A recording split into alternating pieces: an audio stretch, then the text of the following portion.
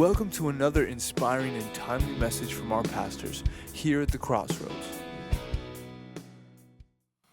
John 11:25, 24 said, Martha said to him, I know that he will rise again in the resurrection on the last day, speaking of Lazarus. But Jesus said to her something that was so world-changing. The world has never been the same.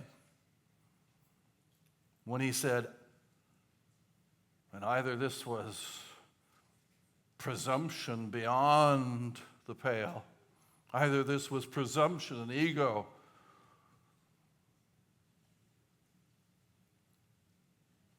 not only bordering on insanity,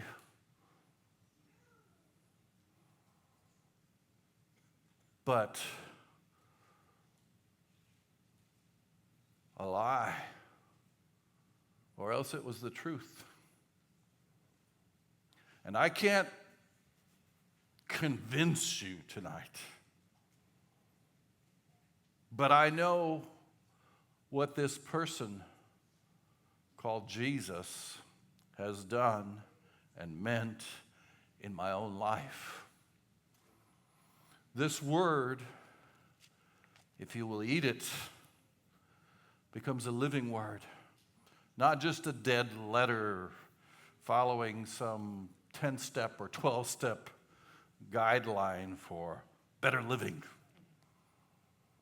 But here he said, I am the resurrection and the life.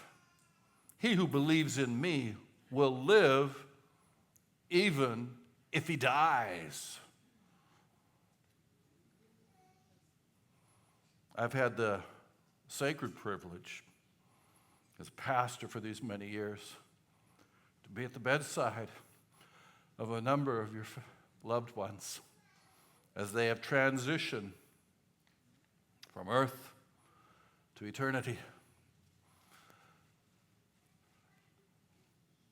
And never have I believed more in these words than at those moments, which would seem to be ludicrous, would seem to be insane on my part, to watch the last breath, to feel that person departing from this earth.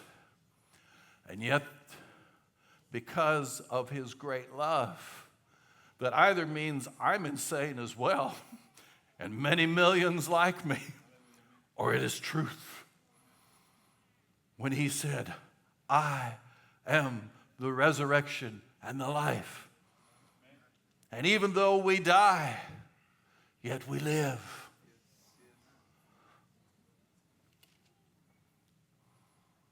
People love a comeback story. People worldwide, Christian or non-Christian, everyone loves the story of a comeback. To be snatched from the fires of defeat and somehow to succeed.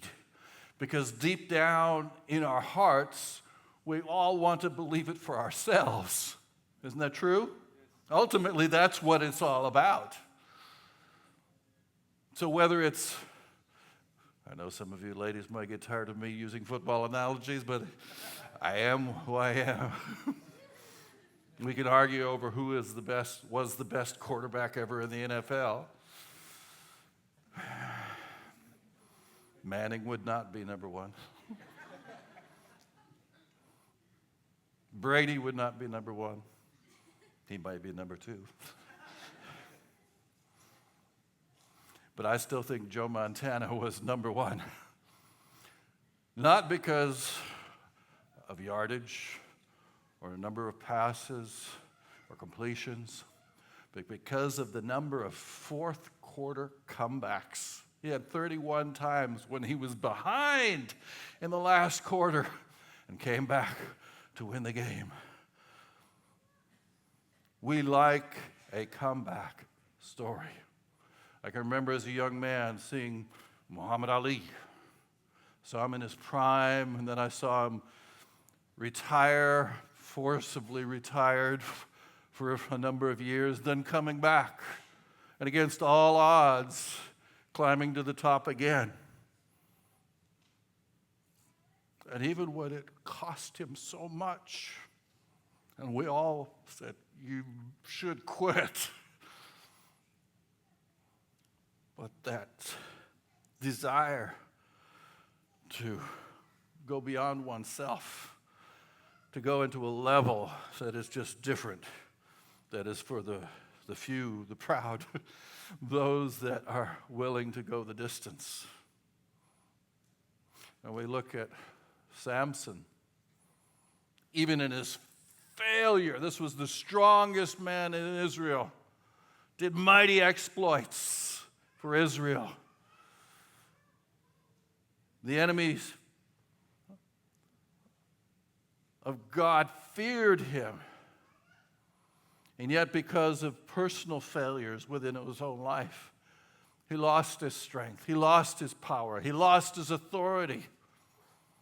But yet, even in the midst of failure, God's love and God's call over his life was so powerful that when he called upon the name of the Lord, even in his blindness, even in his being bound and chained and ridiculed by the world around him, God endued him with power from on high that passed anything that he had ever done in his life. And in one single moment, he took down a greater number of the enemy than he had during his entire ministry.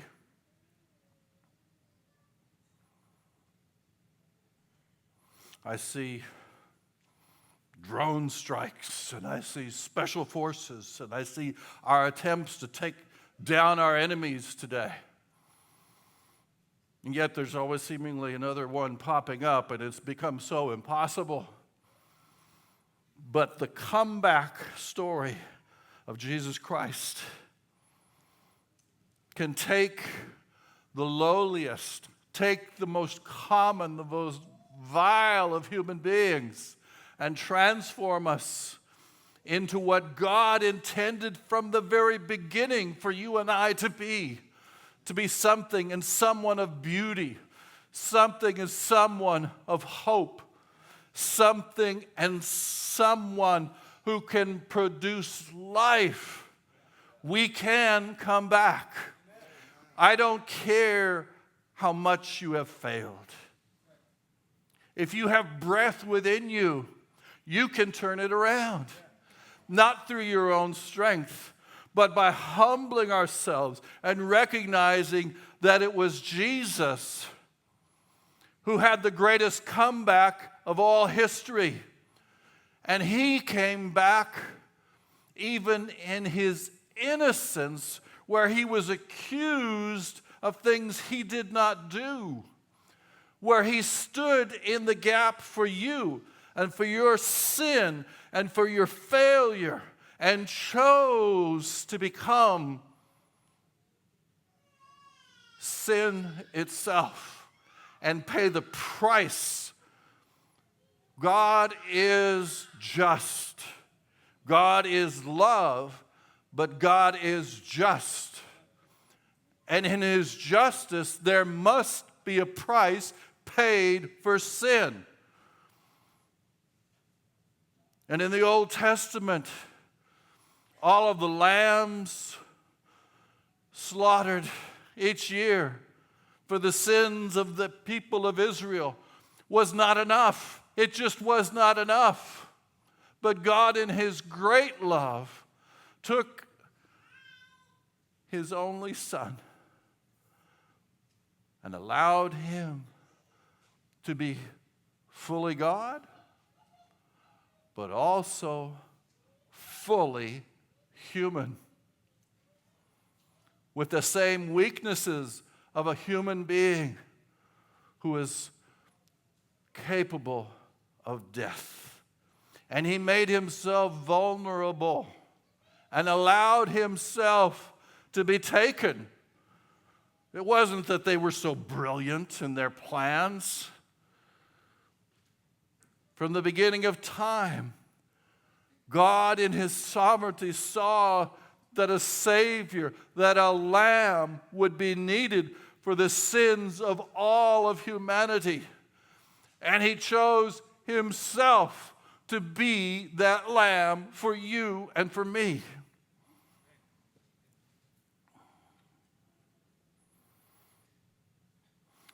I'm going to share a 5-minute video.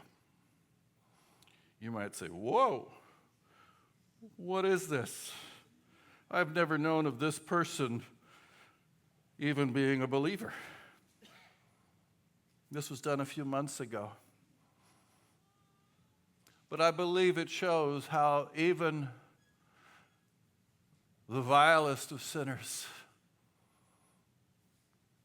has been breathed upon at times in their lives and has demonstrated the mercy and grace of God, and then sometimes has gotten lost. But in the midst of being lost, God had a plan and brought them back out of the fire. Share this brief video, if you would, please. Satellite from New York, and well, it's good to have you with us. Hey, that first Rocky was a classic. You guys shot that thing for about $450,000. It was a wonderful piece of work.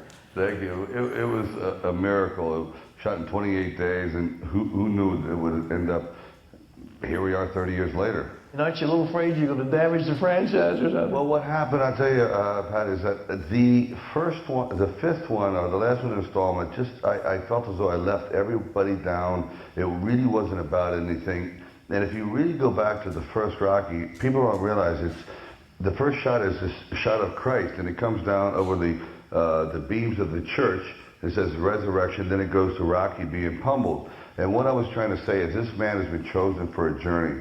He's at the lowest strata of society, and we're watching him eventually find Christian ideals, that he finds love. He starts to bring people together, all these, what I would call society's outcasts, and they all come together for one unified family spirit, and that's how they triumph. Alone, they're not very, very strong. Together, they're invincible. Well, how about this last one? I mean, Rocky Well, the last one, yeah, go ahead.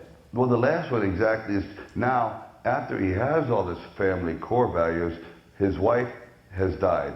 So now the rug has been pulled out from under him. He's at his lowest depths. He goes, how can this be? And it's about pulling yourself up from the doldrums of society and of depression and clawing your way back up, finding the light, finding the spirit, moving on. He surrounds himself with old friends, even ex-fighters that read scripture, and then when he goes into the ring, he goes in with a sense of kind of like he's doing God's work. He really is on a mission. Well, you know, the average viewer is going to say, you know, boxing, you're slamming somebody, you know, what happened with that Russian, you know, you were giving him everything you possibly could. How is that Christian? Well, because, you know, there is one thing about speaking the word, but eventually you do need the crusader. Someone who goes out there and has to defend it and face evil one-on-one, and that's pretty much what Rocky is. And the entire Rocky series has never been about staunch reality like Raging Bull or other boxing films. It's more of a metaphor about life.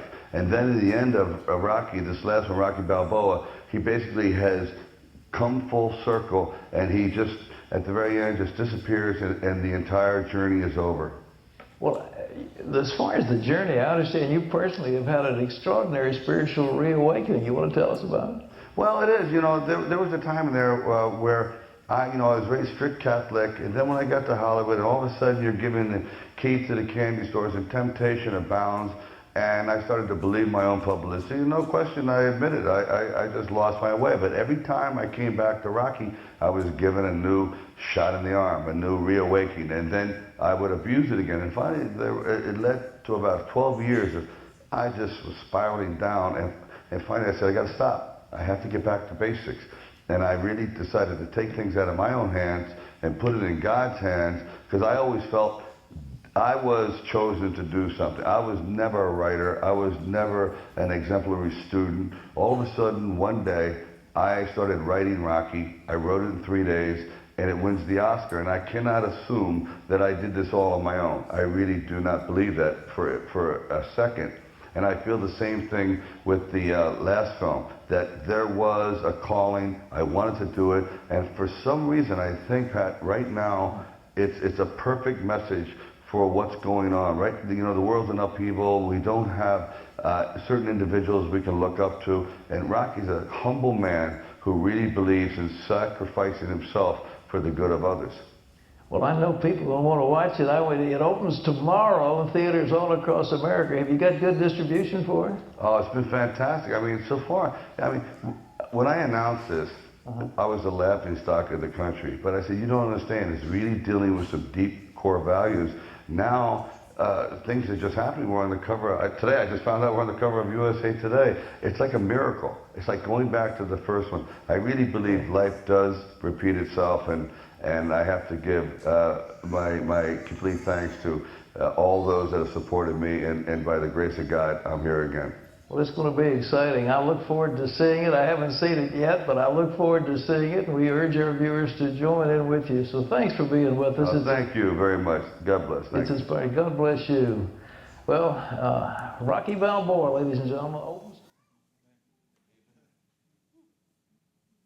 Even Sylvester Stallone, Rocky Balboa, needed to believe in a comeback. Someone who couldn't write, who didn't have an education, who went against all the odds of Hollywood, and I know it sounds like a lot of money to most of us, but for a very, very minute amount of money, produced an Oscar-winning film that then spun off into 5 different films, and a career that has great impact. And yet along the way, he lost his way, but found a comeback as he humbled himself before the Lord and recognized he needed to go back to the beginning, go back to that place of humility, go back to that training room, go back to that place of the basics and the core values of life. Because Christ lives, you and I can live. Because Christ came back, you can come back. I believe that you can come back from despair.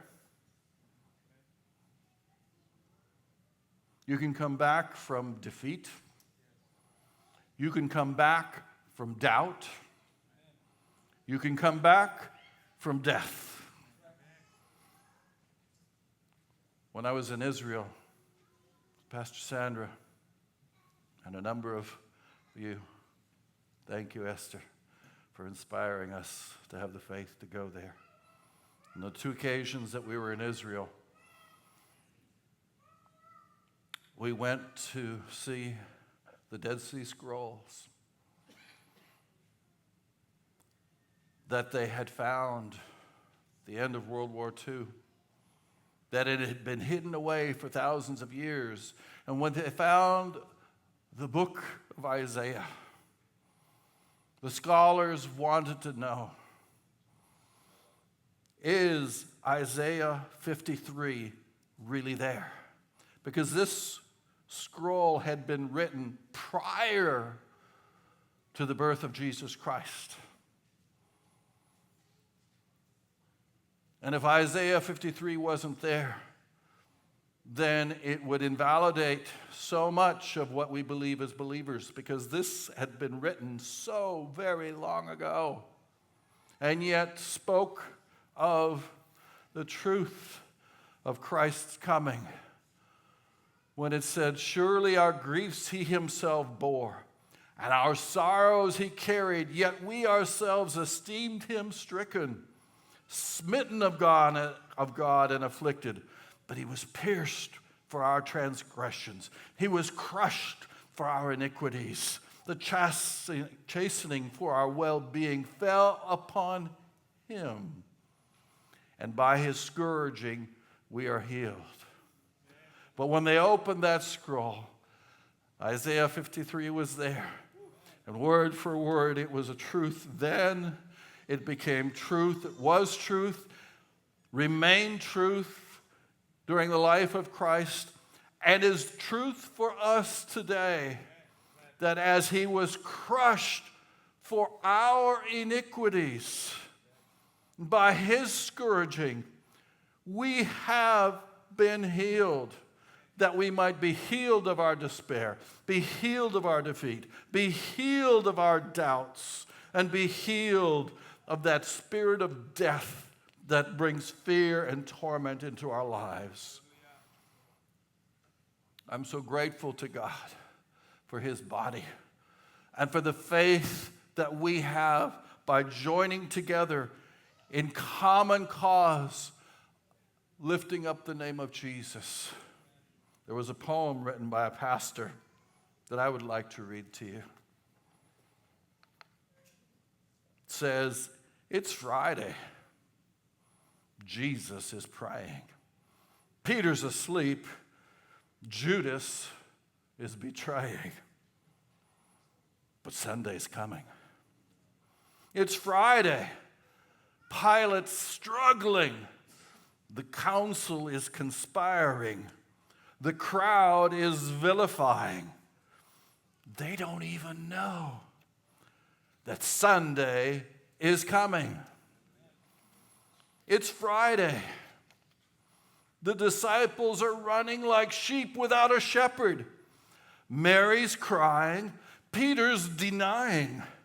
But they don't know that Sunday's coming. It's Friday. The Romans beat my Jesus.